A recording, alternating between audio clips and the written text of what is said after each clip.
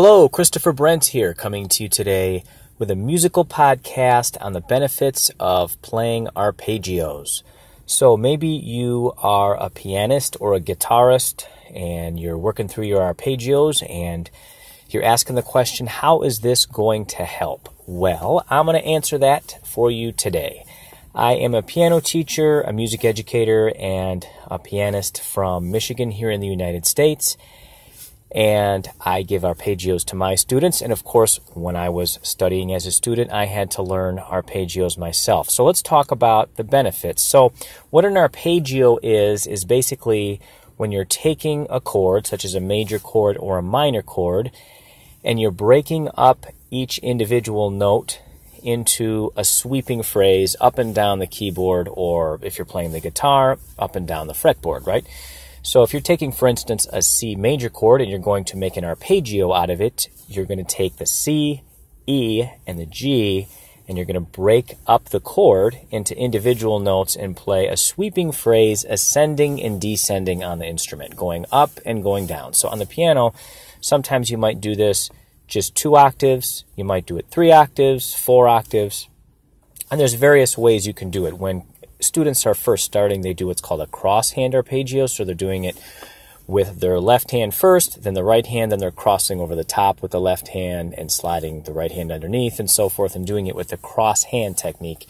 And then after you get good at that, you do it with one hand at a time. So the right hand will do the whole arpeggio going up and down. Then you can practice the left hand by itself, doing the arpeggio up and down that way.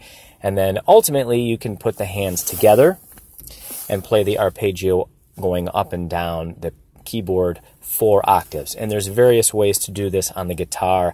I'm not quite the guitarist myself, I must say, but I know my guitar colleagues are always practicing their arpeggios and talk about the benefits both technically and theoretically in music. So that's the other thing too. You're going to start to see these arpeggios in the music that you play. So if you take a Beethoven sonata, a Mozart sonata, and so forth, you're going to see some arpeggios in the music going up and down and so forth. And you'll be able to identify those and relate to those in the music when you see that, right?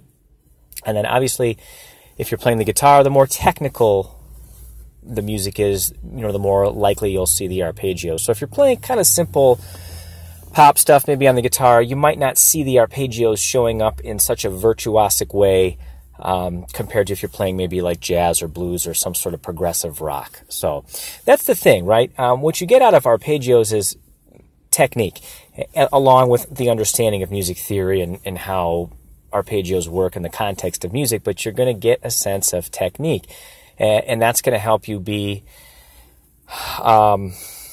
more available, so to speak, to play different styles of music. More versatile, that would be the word, right? So you can, with this technique you get from arpeggios, you can play in different styles and build your skills. And that's going to be important. You're not going to be just limited to just playing blocked chords, right?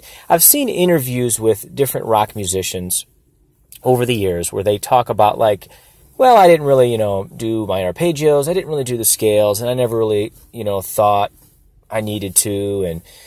And you kind of hear that sentiment from certain musicians, and I understand because maybe for the style of music that they're playing, and it's a very raw, kind of power chord oriented thing, and they feel like I don't really need to do my arpeggios because I'm not going to use them, right?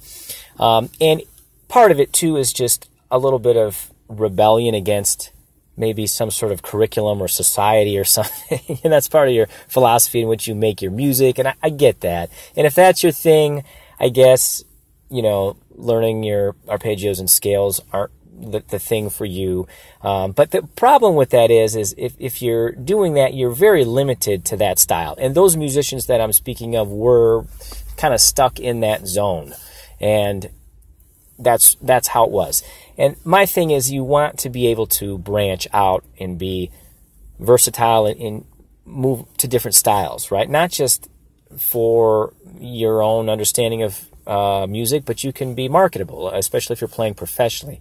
And that's important, right? You want to be able to play in different styles and work with different groups and do that kind of thing. So that's from the professional standpoint, but you can play more reps. So going to the piano side of things, if you learn your arpeggios, both in major and minor keys, you're going to have the technique, you're going to have the theoretical knowledge, and you're going to see these kind of figures in classical music. And if you want to play jazz and you want to play solo figures on the piano, you're going to need to be able to play arpeggios, because when you play jazz, you're going to be making arpeggios out of more complex chords and complex figures than just standard major and minor chords or triads. So basically, if you want to play jazz piano, you got to do your homework and play through your scales and arpeggios. So that knowledge of theory is going to help you, and the skill that you get from this is going to be very important. So do them in different ways.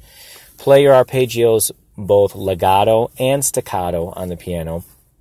Do them in different dynamics at different tempos, and this is definitely going to help you. So if you have questions about the different fingerings and some of the different aspects of arpeggios, subscribe to my YouTube channel. I have tutorials on all of the arpeggios on the piano. So check that out if you get a chance, and visit my website at www.christopherbrent.com. And if you have questions about lessons on the piano via Skype, you can email me at chrisbrentmusic@gmail.com. Thank you so much, and have a wonderful day.